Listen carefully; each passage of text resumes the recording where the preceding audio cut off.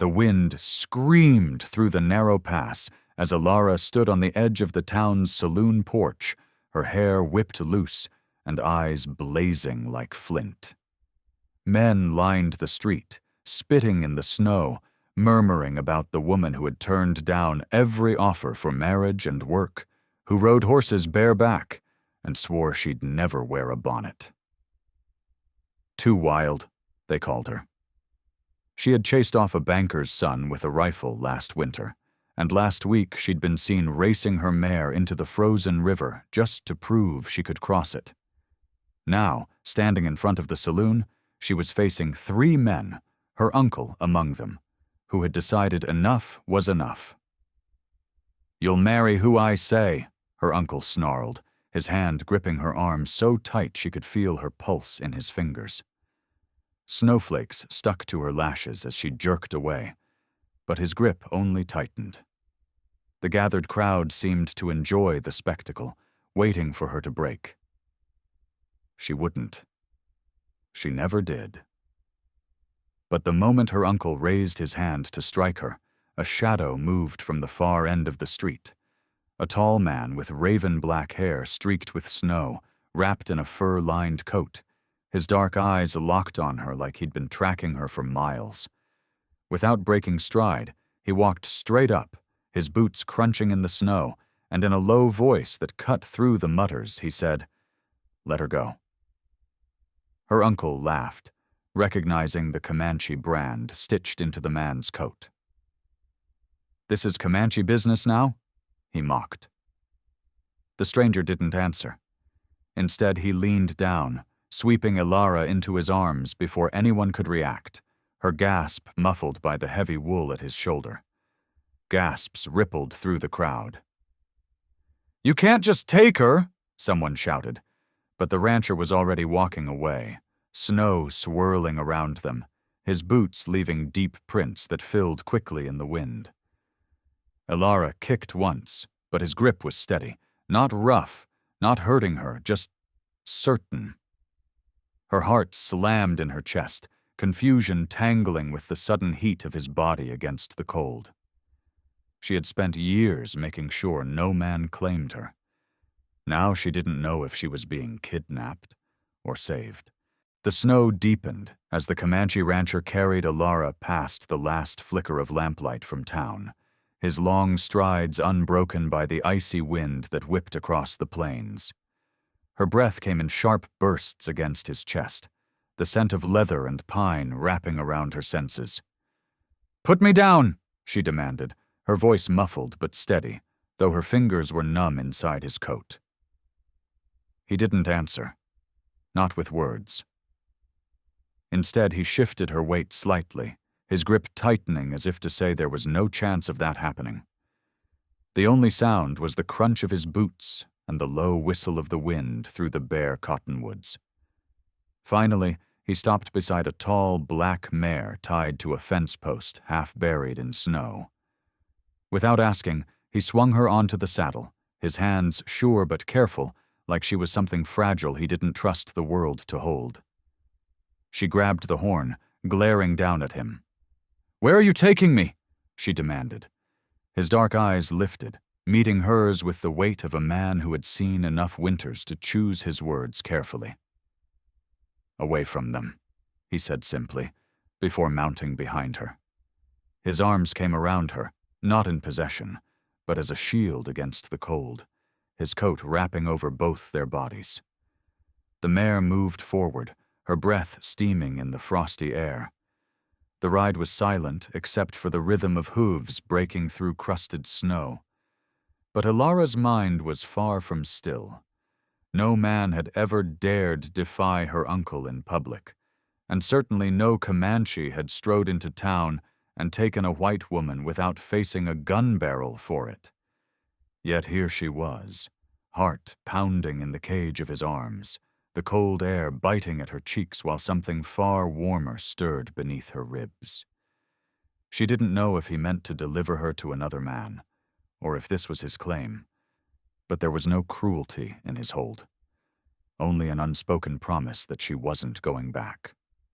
When they reached the ridge, she saw the outline of a low log cabin tucked against a stand of pines, smoke curling faintly from the chimney. He dismounted, then reached up and lifted her down with a gentleness that startled her more than the ride itself. "Inside," he said, voice deep as winter earth, "before you freeze." She hesitated at the threshold, snow clinging to her boots, unsure if stepping inside was a surrender or the first choice she'd made freely in years. The heat from the cabin's small stone hearth hit her like a wave, chasing away the numbness in her fingers and toes. Ilara stood just inside the doorway, watching as the Comanche man moved with quiet purpose, shrugging off his heavy coat and setting a black rifle against the wall. His movements were economical, deliberate, as if every action was chosen for a reason. She wanted to demand answers, but her voice felt trapped in her throat. He walked past her without a glance and knelt by the fire, feeding it a thick log before turning to hang a kettle over the flames.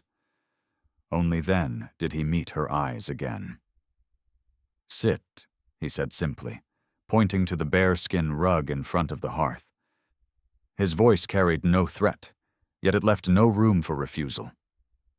She sat, feeling the warmth seep into her bones, the snow melting into small puddles around her boots.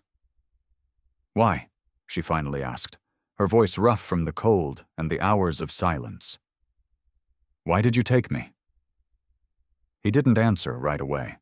Instead, he poured steaming water into a tin cup, dropped in a pinch of dried leaves, and handed it to her. The fragrant steam curled into her face, and she realized it was tea, strong and earthy. "Because," he said at last, "I saw what they were going to do." His gaze flicked over her, not in hunger, but in quiet assessment. "And I don't let wolves eat the wounded."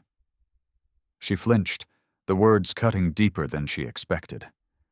He leaned back on his heels, resting one forearm on his knee. "Your uncle?" She nodded stiffly, shame crawling up her neck. "Said I was too wild. Said no man would have me." His expression didn't change, but something in his eyes sharpened, like steel catching light. "They say that when they fear the fire," he murmured. She didn't know if he meant her spirit or her defiance. For a long moment, the only sound was the snap of the firewood. Then he rose and crossed to a small cupboard, pulling out a folded quilt. He draped it around her shoulders without a word. She stared up at him, feeling the strange safety of his presence pressing against every fear she'd carried. "You're safe here," he said quietly, and for some reason she believed him. But as she sipped the tea and watched the snow swirl outside the window, she couldn't shake the feeling that whatever he'd saved her from in town might still be coming. The wind howled outside, battering the cabin walls like fists against a drum. Ilara sat wrapped in the quilt, watching the Comanche man, Tahoe, she'd heard one of the townsmen call him, methodically check the lock on the door, then slide a heavy wooden bar into place. His movements were unhurried, but there was a tension in his shoulders that told her he was listening to something she couldn't yet hear. "What is it?" she asked, her voice low. He didn't answer at first, stepping to the window and peering through a small gap in the curtain. The firelight threw his shadow across the wall, tall and unshakable. "They'll come," he said finally. "Men like that don't let go easy, not when they think something's theirs." Her stomach tightened. She thought of her uncle's sneer, the jeers of the men in the saloon, and the sharp laughter that had followed her out into the snow before Tahoe lifted her without a word. She didn't want to imagine what would have happened if he hadn't. "What will you do?" she asked, his mouth curved in something between a smile and a grim line. "Whatever I must." He moved to the hearth and pulled on his coat again, this time fastening a leather strap across his chest where a hunting knife rested in a sheath. Then he crouched down in front of her. "If anyone tries to open that door, You take the rifle from the wall. Aim for the middle." Her hands tightened around the quilt. "I've never fired a gun."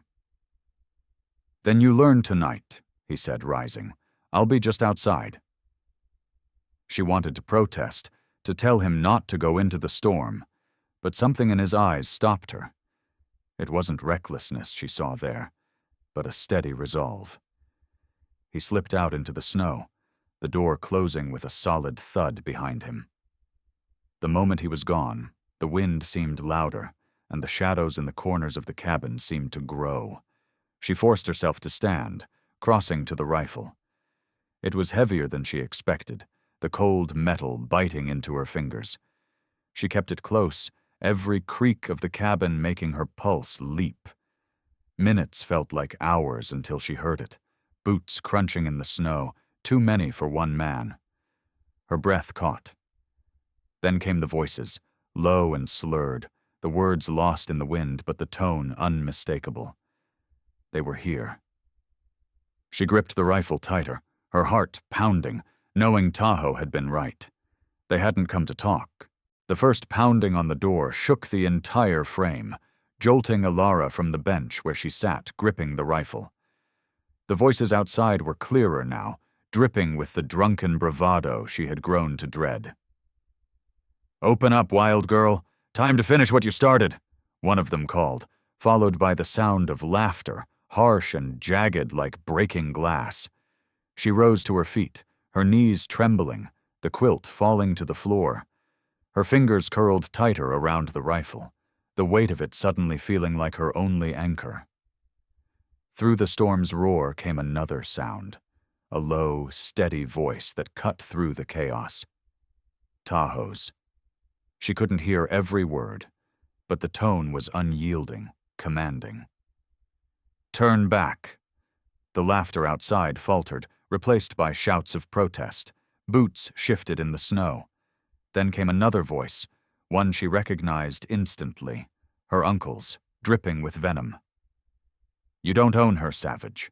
She's ours by blood and by right." Ilara's stomach clenched, her breath freezing in her lungs. There was a pause, an awful, stretching silence, and then the unmistakable scrape of steel being drawn from a sheath. The sound was answered almost instantly by the crash of movement, the scuffle of boots, and the muffled thud of fists meeting flesh. She darted to the small window, pulling the curtain back just enough to see.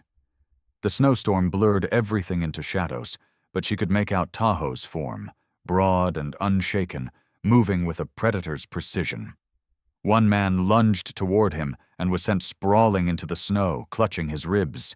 Another came from the side, only to be met with the flat of Tahoe's knife hilt against his jaw, dropping him like a felled tree. But then she saw her uncle, circling closer with a pistol in his hand, the barrel glinting dully in the moonlight. Her breath caught. He was aiming at Tahoe's back. She didn't think. She moved. Throwing the door open, she stepped into the snow, the wind slapping her face and stealing her breath. The rifle felt impossibly heavy, but she raised it, just as her uncle's finger began to tighten on the trigger. "Stop!" she shouted, her voice breaking through the storm. For a split second, every man froze. Her uncle turned, sneering at the sight of her in the doorway. "Put that down, girl. You wouldn't dare." Her heart pounded, her hands shook, but her eyes locked on Tahoe's, steady, calm, telling her everything she needed to know. She tightened her grip, feeling the decision settle deep in her bones. She was done running. Snow swirled between them, each flake catching the pale light before vanishing into the darkness. But Ilara barely noticed. All she saw was her uncle's finger curling tighter on the trigger, the cold gleam in his eyes, and the man who had stood between her and the world's cruelty, standing unaware in the line of fire. Her heart thudded so hard it felt as if it might split her ribs. She didn't think. She acted. The rifle's report shattered the night like lightning tearing open the sky. Her shoulder jolted backward from the force, the echo ringing in her ears as a black shape crumpled into the snow. For a breathless moment, she thought she'd killed him. But then her uncle groaned, clutching his arm where blood seeped hot against the white. His pistol fell, vanishing in the drift. Tahoe spun at the sound, eyes locking on her with something unreadable. Pride, perhaps, or disbelief. The other men, wide-eyed and shaken, began stumbling backward, their courage bleeding out into the night along with the storm's fury. One cursed under his breath, another spat in the snow, but none of them dared step forward. They hauled her uncle to his feet, muttering about "not worth it" and "the girl's gone feral," before dragging him into the darkness. The silence afterward felt heavier than the fight itself, broken only by the slow crunch of Tahoe's boots approaching her. She lowered the rifle, hands trembling so violently she nearly dropped it. She began, but the words caught in her throat. He reached out, his massive hand curling gently over the barrel to take it from her, setting it aside in the snow. "You didn't miss," he said simply, his voice low and steady, as if speaking to calm a startled colt. The meaning in his tone hit her harder than the recoil had. He wasn't just talking about her aim. She had stood her ground. She had chosen to fight. Her breath came in shaky bursts, the cold finally seeping into her bones. But when he draped his fur-lined coat over her shoulders, she didn't flinch away. "They'll come back," she whispered, her eyes darting to the tree line. "Let them," he replied, a shadow of a smile ghosting over his lips. "They'll find more than the wild girl waiting." His gaze held hers for a moment too long, a quiet vow beneath the words. Together they turned toward the cabin, the snow already covering the footprints of those who had fled. Inside, the fire still burned, casting its light like a beacon against the dark. She realized, as she stepped back into its glow, that for the first time in years, the wild in her felt less like a curse and more like a strength. The cabin door shut behind them with a deep, satisfying thud, sealing out the howling wind. Ilara stood there for a moment, her breath clouding in the dim light, listening to the quiet pop and crackle of the fire. The storm outside was wild, relentless, but in here the air felt heavy with something else, something that made her heartbeat skip. Tahoe moved past her without a word, setting the rifle against the wall before stoking the fire. His large frame blocked most of the glow, but when he turned, she saw the faintest trace of snow melting on his beard, glistening like silver. He didn't look at her the way most men did. There was no greed in his gaze, no judgment, only a steady measuring, as though he was trying to decide how much she could carry before she'd break. She lowered herself into the chair nearest the hearth, her muscles aching from the cold and the tension that had gripped her all night. "You should eat," he said, motioning toward a pot simmering on the stove. She didn't move. "You're not going to ask me why they call me too wild?" Her voice was soft, almost daring. He set down the iron poker, resting one forearm on the mantel. "I've seen wild," he replied. "You're not it." Something about the certainty in his tone sent a strange warmth through her, one that had nothing to do with the fire. For years, her so-called wildness had been the excuse men used to control or punish her.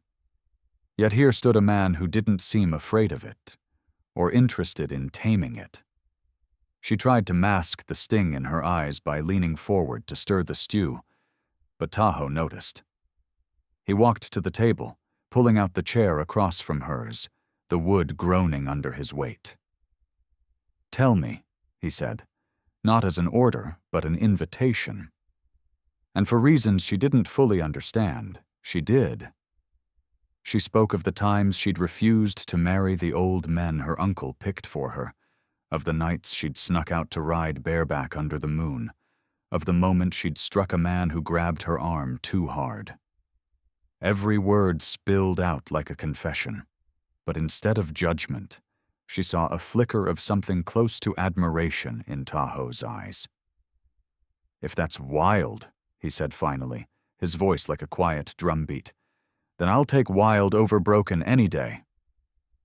Outside, the storm raged, but inside, something unspoken shifted between them. An understanding, fragile but undeniable. She didn't know if it was trust yet, but it was a beginning. And in this land, beginnings were rarer than warmth in winter. The wind slammed against the cabin walls like an angry beast, but Alara barely noticed. Tahoe had returned to the hearth, crouching low as he adjusted the logs, the fire casting a bronze halo around his broad shoulders. The smell of pine smoke and simmering stew wrapped around her, grounding her in a way she hadn't felt in years. She ate slowly, watching him from across the table, each movement deliberate, each glance measured. He didn't fill the silence with questions or idle talk. Instead, he let it stretch, as if he understood that quiet could be more comforting than words. When she finally spoke, her voice was low. "They'll come for me, you know." Tahoe didn't look up from tying the rawhide strap on his boots. "Let them try," he said, the words carrying a weight that sent a shiver down her spine. "You don't understand," she pressed, her fingers tightening around the spoon. "Men like them, they don't forget, and they don't forgive." His gaze lifted to hers then, steady and unyielding. "Neither do I." Something in his tone, calm, certain, dangerous, unlocked a part of her she had fought to keep hidden. For so long she had been braced for attack, for cruelty disguised as kindness, that she'd forgotten what it was to have someone stand between her and the storm. The thought scared her almost as much as it soothed her. She pushed back her chair and crossed to the window, brushing aside the frost-lined curtain. Snow swirled thick in the darkness, the trees bending under the storm's fury. But there, just beyond the fence line, she saw a shadow move. "Tahoe." Her voice was sharp now, the word a warning. He was already on his feet, rifle in hand, his movements fluid and soundless. He stepped beside her, following her gaze into the white chaos outside. A figure stood at the edge of the tree line, tall, wrapped in a long coat, unmoving despite the wind's bite. It was impossible to see his face, but Alara knew it wasn't just a lost traveler. Her stomach clenched. Without a word, Tahoe set the rifle by the door and reached for his heavy, fur-lined coat. "Stay inside," he told her, his voice quiet but edged with iron. She grabbed his arm, her fingers trembling. "Don't go out there. It's not safe." He looked down at her hand, then at her face, and for a heartbeat, the mask of the unshakable mountain man slipped, replaced by something warmer. "It's not safe for them," he said, and stepped out into the storm. Alara stood frozen in the doorway as the snow swallowed him, the shadow at the tree line waiting like a ghost from her past. She didn't know what was about to happen, but she knew it would change everything. The storm swallowed Tahoe within moments, his massive frame vanishing into the curtain of white. Alara pressed her palm to the doorframe, her heart hammering so hard it hurt. She strained to see through the snow, her breath clouding the glass. A flicker of movement, a dark silhouette shifting, told her Tahoe had reached the figure. The wind carried muffled voices, but the words were lost in the roar of the storm.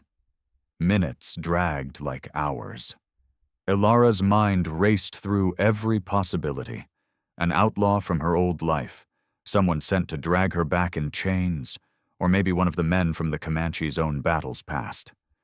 When the two shapes suddenly lunged toward each other, her breath caught. The figures struggled briefly, then Tahoe shoved the stranger hard enough that he staggered back into the snow. She gripped the edge of the door, torn between fear and the urge to run to him. The stranger recovered quickly, and instead of retreating, he stepped closer, his hands lifted, not in surrender but holding something. Even through the blur of snow, she could see the glint of metal and leather. A rifle? A blade? The door flew open and Tahoe strode back inside, the storm clinging to his coat and hair like frost. In one hand, he held a snow-dusted knife. In the other, the stranger's wrist, bound tightly with rawhide. The man stumbled behind him, his face half hidden by a scarf, eyes sharp and full of hate. Elara stepped back as Tahoe shoved the man into the chair by the fire. "Friend of yours?" he asked, his tone heavy with something between mockery and warning. Her breath hitched when the scarf slipped down, revealing the man's face. The deep scar running from his temple to his jaw was as familiar as the nightmares it had haunted for years. "Redden," she whispered, her voice trembling. The man's lips curled into a slow, ugly grin. "Thought you could hide in the mountains, girl?" His gaze flicked to Tahoe. "This your new master?" Tahoe's hand tightened on the man's shoulder, and his voice dropped low, dangerous. "I don't own her, and you won't either." The fire popped, sending shadows leaping across the walls. Elara could feel the storm's rage outside, but in here the air was tighter, heavier, as though the cabin itself knew blood was about to be spilled. Redden's smirk didn't falter. "You'll regret crossing me, Comanche." Tahoe's eyes didn't blink. "Not tonight." He reached for the rifle propped by the door, his movements deliberate. Elara's pulse thundered in her ears. Whatever was about to happen, she knew it would decide whether she ever truly escaped her past, or died trying. The storm raged outside, but it was nothing compared to the silent war inside the cabin. Elara stood frozen, her hands trembling as Tahoe leveled the rifle at Redden's chest. The man didn't flinch. His eyes, cold and snake-like, flicked between them, calculating. "You won't shoot me," Redden drawled, his voice slow and taunting. "Not with her watching. You're trying to be the hero, aren't you, Comanche?" Tahoe didn't move, but his voice was steady as stone. "The difference between me and the men you've known is that I don't need to prove anything. But if you threaten her again, there won't be a second warning." Redden laughed, a dry, rasping sound that grated against Elara's nerves. "She belongs to me. She's been mine since you beat me half to death and left me in the dirt," Elara cut in sharply, her voice rising for the first time since he'd entered. The fear that had gripped her for years seemed to crack, replaced by something hotter. Her hands clenched into fists. "You think I'm still that girl you could chain and command? Look at me, Redden. I'm not yours. I'll never be yours again." For a brief moment, his smirk faltered.